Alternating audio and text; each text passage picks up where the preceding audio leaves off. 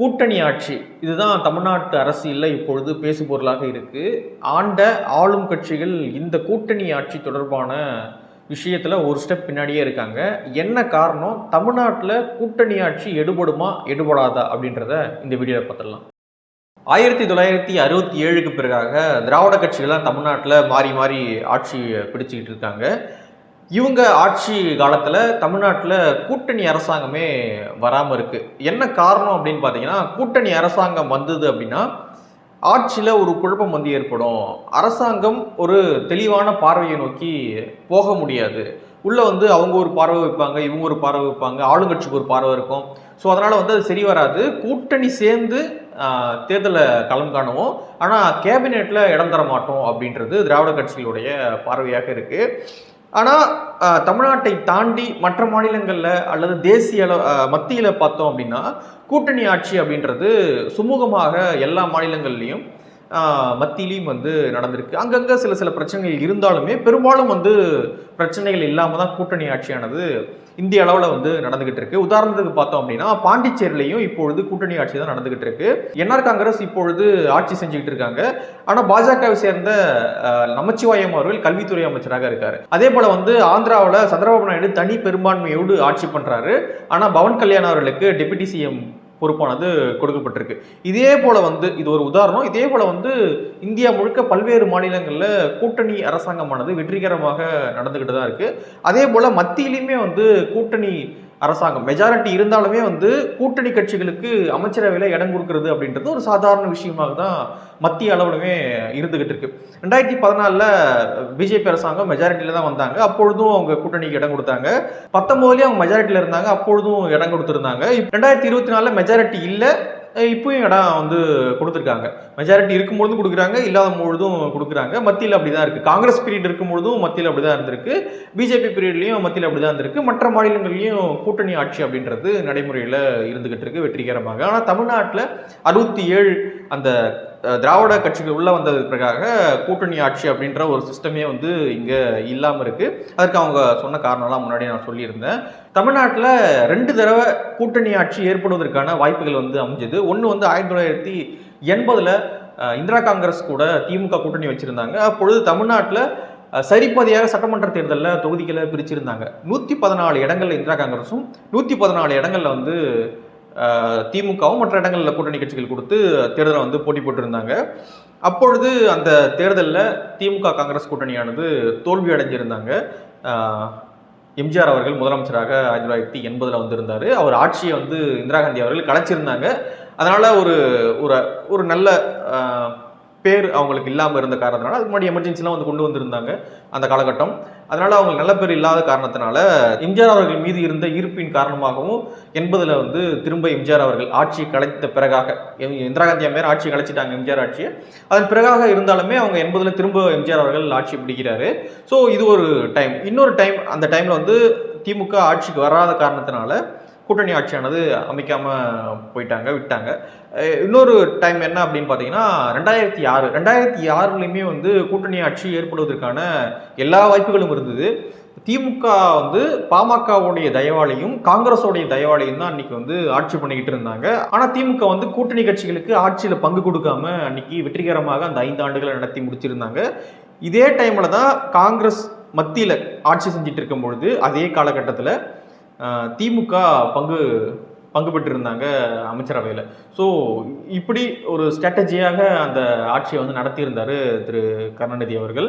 இப்படி 2 முறை வந்து வாய்ப்புகள் ஏற்பட்டது. ஆனால் 2 முறையுமே வந்து கூட்டணி ஆட்சி ஏற்படுவதற்கான எந்த வாய்ப்புகளும் ஏற்பட்டும் அது வந்து கை கொடுக்காமல் போயிடுச்சு தமிழ்நாட்டில். அதன் பிறகாக பார்த்தீங்கன்னா மற்ற எல்லா தேர்தல்களையுமே வந்து மெஜாரிட்டி வந்த காரணத்தினால ஒரே கட்சியினுடைய அந்த அமைச்சரவை தான் இருந்துகிட்டு இருக்கு. ஒரு கட்சி ஆட்சி அப்படின்றதான். கூட்டணி சேர்ந்து போட்டி போடுவாங்க, ஆனால் கேபினெட்டில் ஒரு கட்சி மட்டும்தான் இருப்பாங்க. ஸோ இது வந்து தமிழ்நாட்டில் எழுதப்படாத விதியாக அமைஞ்சிருக்கு. இப்பொழுது திரும்ப 2026 எலெக்ஷன் நெருங்குது. இந்த எலெக்ஷன் நெருங்குவதையொட்டி இப்பொழுது மீண்டும் இந்த கூட்டணி ஆட்சி தொடர்பான பேசுபொருளான தமிழ்நாட்டில் அதிகமாக எழுந்திருக்கிறத பார்க்க முடியுது. என்ன காரணம் அப்படின்னு பார்த்தீங்கன்னா, திமுக தமிழ்நாட்டை ஆண்டு கொண்டிருக்கிற திமுகவும் ஆள நினைக்கிற ஆண்ட அதிமுகவும் வீக்காக இருக்கிற காரணத்தினால இருவரும் தலைவர்கள் செல்வி ஜெயலலிதா அவர்களும் கலைஞர் கருணாநிதி அவர்களும் இல்லாத காரணத்தினாலையும் இப்பொழுது இந்த கோரிக்கை வந்து எழுப்புனா கொஞ்சம் ஏதாவது வேல்யூ கொடுக்குமோ அப்படின்ற காரணத்தினாலையும் சில கட்சிகள் எழுப்பிக்கிட்டு இருக்காங்க. அது மட்டும் முக்கியம் இல்லை, ரெண்டு கட்சியும் இப்பொழுது வீக்காவும் இருக்காங்க அப்படின்றது முக்கியம். நீங்க வந்து அதிமுக மட்டும் தானே வீக்கா இருக்காங்க, திமுக என்ன வீக்காவா இருக்காங்க அப்படின்னு கேட்கலாம். அப்படி கிடையாது. திமுக கூட்டணியில இருந்து ஒரு கட்சி இப்போ வெளியேறினாலும் திமுக வந்து வீக்கு தான். திமுக வந்து கூட்டணியால தான் வந்து ஒரு பலம் வாய்ந்த கட்சியாக இப்போ இருந்துகிட்டு இருக்காங்க. அதே போலதான் அதிமுக கூட இன்னும் சில கட்சிகள் சேர்ந்தா அந்த கூட்டணியும் வந்து பலமாக எல்லா வாய்ப்புகளும் இருக்கு. அதனால இப்பொழுது இந்த ரெண்டு கட்சிகளும் ஓரளவுக்கு வீக்காக இருக்கிற காரணத்தினால மற்ற கட்சிகள் கூட்டணி ஆட்சி அமைக்கணும் அப்படின்ற கோரிக்கையை வலுவாக எழுப்புறாங்க. குறிப்பாக சொல்லணும் அப்படின்னா பிஜேபி தான் இப்பொழுது இந்த குரலை ரொம்ப ஸ்ட்ராங்காக எழுப்பிட்டு இருக்காங்க. மதுரைக்கு வந்த மத்திய உள்துறை அமைச்சர் திரு அமித்ஷா அவர்கள் என்ன சொன்னார் அப்படின்னு பார்த்தீங்கன்னா, தமிழ்நாட்டில் பாஜகவுடைய கூட்டணி ஆட்சி ஏற்படும் சொன்னாரு. அதுக்கு இரண்டு பொருள் இருக்கு. பாஜக அங்கம் வகிக்கக்கூடிய கூட்டணி வந்து ஆட்சி அமைக்கும், அதாவது கூட்டணியில பங்கு பெறாம அந்த கூட்டணி வந்து ஆட்சி அமைக்கும்னு சொல்றது, கேபினெட்ல பிஜேபி பங்கு பெறும் அப்படின்னு சொல்றது. இது ரெண்டு பொருளாக எடுத்துக்கொள்ளலாம். அவர் என்ன பொருளை சொன்னார் அப்படின்னு நமக்கு வந்து தெரியல. ஆனா பாஜக கூட்டணி ஆட்சி நடைபெறும் தமிழ்நாட்டில் அப்படின்னு சொல்லிட்டு போனதுலேருந்து தமிழ்நாட்டில் ஒரு சலசலப்பானது ஏற்பட்டுக்கிட்டு இருக்கு. அதிமுகவுடைய முன்னாள் அமைச்சர்கள் குறுக்கிட்டு இல்லை அதெல்லாம் ஒன்றும் கிடையாது, நாங்க இந்த கூட்டணி ஆட்சி அமைக்கும், நாங்க தான் கேபினெட்ல இருப்போம், ஒரு கட்சி தான் கேபினெட்ல இருக்கும் அப்படின்றத அவங்க தெளிவுபடுத்திக்கிட்டே இருக்காங்க. ஆர்பி உதயகுமார் அவர்கள் கூட ரீசெண்டாக பேசியிருந்தாங்க. இப்படியாக அதிமுக தெளிவுபடுத்திட்டே இருந்தாலுமே பிஜேபி வந்து கூட்டணி ஆட்சி அப்படின்ற ஒரு விஷயத்த ரொம்ப ஸ்ட்ராங்காகவும் பல இடங்களை வந்து ரொம்ப மென்மையாகவும் சொல்லிக்கிட்டே இருக்காங்க. இதை வந்து பாஜக மட்டும் தான் சொல்றாங்களா அப்படின்னு பார்த்தீங்கன்னா கிடையாது. ரீசெண்டாக அன்புமணி அவர்களுமே வந்து ஒரு மீட்டிங்ல இது குறித்து பேசியிருந்தாரு. பாமக அங்கம் வகிக்கக்கூடிய ஒரு கூட்டணி ஆட்சியானது ஏற்படும் அப்படின்றத அவர் சொல்லியிருந்தாரு. அதே போல வந்து நிறைய கட்சிகள் வந்து இது இந்த கூட்டணி ஆட்சி தேமுதிக சொல்லியிருந்தாங்க, டிடிவி சொல்லியிருந்தாரு. ஸோ இப்படியான கருத்துக்கள் வந்துகிட்டே இருக்கு கூட்டணி ஆட்சி தொடர்பாக. அதே போல வந்து புதிதாக கட்சி ஆரம்பித்த டிவிகே விஜய் அவர்களுமே வந்து மாநாட்டில் எங்களோடு வருபவர்களுக்கு, எங்களை நம்பி வருபவர்களுக்கு கூட்டணி எங்களுடைய கேபினெட்ல இடம் கொடுப்போம் அப்படின்னு வந்து சொல்லியிருந்தாரு. ஆனால் அது ஒரு பெரிய அளவில் எடுபட்டுச்சா அப்படின்னு கேட்டிங்கன்னா எடுபடவே இல்லை. யாருமே அவங்களை நம்பி போகிற மாதிரியும் இந்த நாள் வரை, இந்த வீடியோ பதிவாகிற நாள் வரை யாருமே வந்து அவங்களை நம்பி போகவும் இல்லை. அதை நம்பி போகிறாங்க நம்பாமல் போகிறாங்க அப்படின்றது வேற. ஆனால் அந்த பக்கம் போனால் வெற்றி வருமா, இப்பொழுதுதான் வந்திருக்காங்க, அவங்க ஓட் பர்சன்டே என்னன்னு தெரியல. ஸோ இந்த சூழலில் அவங்கள போய் நம்பி நிற்கலாமா அப்படின்றது பல கட்சிகளுடைய கேள்வியாக இருக்குது. அதனால் அந்த பக்கம் யாருமே போகாமல் இது வரைக்கும் இருந்துக்கிட்டு இருக்காங்க. போகிற மாதிரியான அறிகுறியும் இது வரைக்கும் தெரியல. ஓகே, இது ஒரு பக்கம் இருக்கு. இன்னொரு பக்கம் பார்த்தீங்கன்னா திமுக கூட்டணியில் இருக்கக்கூடிய கட்சிகளுமே வந்து இந்த கூட்டணி ஆட்சி தொடர்பாக பேசிக்கிட்டே இருக்காங்க. விசிகா வந்து கூட்டணி ஆட்சி வந்து தமிழ்நாட்டில் ஏற்படணும், ஆனால் அது ஏற்படுவதற்கான கால சூழல் 26 கிடையாது அப்படின்றது அவருடைய பார்வையாக இருக்குது. கம்யூனிஸ்ட் வந்து நாங்கள் முதலாளித்துவ அமைச்சரவையில் இருக்க மாட்டோம் அப்படின்னு வந்து சொல்கிறாங்க. அது என்ன லாஜிக்னு எனக்கு வந்து புரிய மாட்டேங்குது. முதலாளித்துவ கட்சிகளுக்கு ஆதரவாக பிரச்சாரம் செய்து அவங்க கிட்டேருந்து பணம் வாங்கி பிரச்சாரம் செய்து அவங்கள வெற்றி அடைய வைத்து சட்டமன்றத்துக்குள்ளே அனுப்புவாங்க. இவங்களும் அவங்களுடைய வாக்குகளை வாங்கி சட்டமன்றத்துக்குள்ளே போவாங்க. ஆனால் கேபினெட்டில் உட்காருங்க அப்படின்னா மட்டும் இல்லை முதலாளித்துவ கட்சிகளோடு உட்கார மாட்டோம் அப்படின்னு வந்து சொல்கிறாங்க. ஓகே, கொடுக்க மாட்டாங்க, அதனால் வந்து ஏதோ சமாளிக்கணும் அப்படின்றதுக்காக கம்யூனிஸ்ட்டும் சொல்கிறாங்க. சரி, அது ஒரு பக்கம் இருக்கட்டும், இவங்களை என்ன கூட்டு கொடுக்க போகிறாங்க அது ஒன்றும் கிடையாது, இது ஒரு பக்கம் இருக்கட்டும். மற்ற கட்சிகள் பார்த்தீங்கன்னா அதே திமுக இருக்கக்கூடிய மற்ற கட்சிகளுக்குமே வந்து இந்த கேபினெட்ல இடம் வேணும், கூட்டணி ஆட்சி அப்படின்ற விஷயத்துல வந்து ஒரு கொஞ்சம் ஸ்ட்ராங்கா தான் இருந்துகிட்டு இருக்காங்க. ஆனா திமுக என்ன சொல்றாங்க அப்படின்னு பார்த்தீங்கன்னா, வாங்க ஒன்னா சேர்ந்து போட்டியிடலாம், அதே போல வந்து நீங்க தேர்தல் முடிஞ்ச பிறகு நீங்க தனியா வேலை செய்யுங்க, நாங்க வந்து ஒரு அரசு அமைச்சரவை அமைச்சு நாங்கள் ஆட்சி செய்கிறோம் அப்படின்றது அவங்களுடைய பார்வையாக இருக்கு. ரெண்டு கட்சிகளுமே திமுகவும் சரி அதிமுகவும் சரி இவங்க கிட்ட தான் இப்பொழுது அந்த வெற்றி அப்படின்ற ஒரு விஷயமானது இருக்கு. ஒன்று 26ல் அதிமுக கூட்டணி வரணும் அல்லது திமுக கூட்டணி வரணும். மற்றபடி 26ல் யாரும் வருவதற்கான வாய்ப்புகள் கிடையாது. நாம் தமிழர் கட்சியோ டிவிகேவோ இவங்க ரெண்டு பேருமே வந்து 26ல் வர வாய்ப்பு இல்லை. அடுத்த தேர்தலில் 31 அப்படின்னா பார்க்கலாம். ஆனால் 26ல் இவங்க ரெண்டு பேருக்கும் ஆட்சியை பிடிப்பதற்கான அந்த பாசிபிள் இல்லை. ஸோ அதனால் வந்து ரெண்டு கட்சிக்கு மட்டும்தான் 26ல் வெற்றியானது கிடைக்க வாய்ப்பு இருக்குது. ஒன்று திமுக கூட்டணி, இன்னொன்று அதிமுக கூட்டணி. திமுக கூட்டணிக்கு தலைமை தாங்கக்கூடிய திமுக கூட்டணி ஆட்சி கிடையாது அப்படின்னு திட்டவட்டமாக சொல்லிட்டாங்க. அவங்க கூட்டணியில் இருக்கக்கூடிய கட்சிகளும் கூட்டணி ஆட்சி தான் விருப்பம், ஆனால் அவங்க ஒத்துக்கல, நாங்கள் என்ன பண்ணுறது, பரவாயில்ல, அவங்க விருப்பம் தான் எங்கள் விருப்பம், அப்புறம் பார்த்துக்கலாம் அப்படின்னு சொல்லிட்டு அவங்களும் போயிட்டாங்க. இன்னொரு பக்கம் பார்த்தீங்கன்னா அதிமுக கூட்டணி அதிமுக என்ன சொல்றாங்க அப்படின்னா கூட்டணி ஆட்சி கிடையாது கிடையாது கிடையவே கிடையாது அப்படின்னு அவங்க சொல்லிக்கிட்டு இருக்காங்க. ஆனா கூட்டணி கட்சிகள் அவங்க கூட சேர்ற மாதிரி இருக்கக்கூடிய கட்சிகளும் சேர்ந்து இருக்கக்கூடிய கட்சியும் என்ன சொல்றாங்கன்னா கண்டிப்பாக கூட்டணி ஆட்சி தான் கூட்டணி ஆட்சி தான் அப்படின்னு வந்து சொல்லிக்கிட்டே இருக்காங்க. இது வந்து ஒரு ப்ரெஷராக இப்பொழுது அதிமுக மீது வந்து விழுந்திருக்கு. இந்த வீடியோவில் நம்ம சொல்ல வந்த விஷயம் என்ன அப்படின்னு பார்த்தீங்கன்னா, கூட்டணி ஆட்சி தொடர்பான பேசுபொருள் தமிழ்நாட்டில் முன் எப்போதும் இல்லாத அளவுக்கு அதிகமாக எழுந்திருக்கு. 2026 எலெக்ஷனை ஒட்டி அது அதிகமாகவே எழும் அப்படின்றது நம்மளுடைய பார்வை. ரெண்டாவது என்ன அப்படின்னா, கூட்டணி ஆட்சி அப்படின்ற ஒரு விஷயத்த அதிமுக ஒரு ஸ்ட்ராட்டஜியாக கூட இந்த எலெக்ஷனில் பயன்படுத்தலாம். அது அவங்களுக்கு வெற்றி கூட பெற்று தருவதற்கான எல்லா வாய்ப்புகளும் இருக்கு. கூட்டணிக்கு நாங்கள் கேபினெட்டில் இடம் தருவோம் அப்படின்னு அதிமுக சொன்னாங்க அப்படின்னா அது இன்னமும் அதிமுகவுக்கு ஒரு கூடுதல் மைலேஜ் கொடுக்குமோ அப்படின்றது என்னுடைய பார்வை.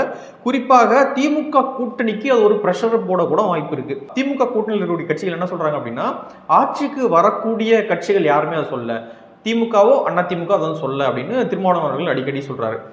டிவிக்கே சொல்றாங்க அப்படின்னா அவங்க ஆட்சிக்கு வருவாங்களா அப்படின்னு தெரியல 26ல், அவங்க சொல்றது வேற. ஆனா ஆட்சிக்கு வர வாய்ப்பு இருக்கக்கூடிய 2 கட்சிகளுமே சொல்லலை அப்படின்றது திருமாவளவன் அவர்களுடைய ஒரு பார்வையாக இருக்கு. அந்த வகையில அதிமுக வந்து 2026 நாங்க கூட்டணி ஆட்சி அமைப்போம், எங்க கூட யார் யாரெல்லாம் வரீங்களோ கேபினெட்ல கண்டிப்பாக இடம் தருவோம் அப்படின்னு அவங்க சொன்னாங்க அப்படின்னா அது ஒரு ஸ்ட்ராட்டஜியாக பார்க்கப்படும்.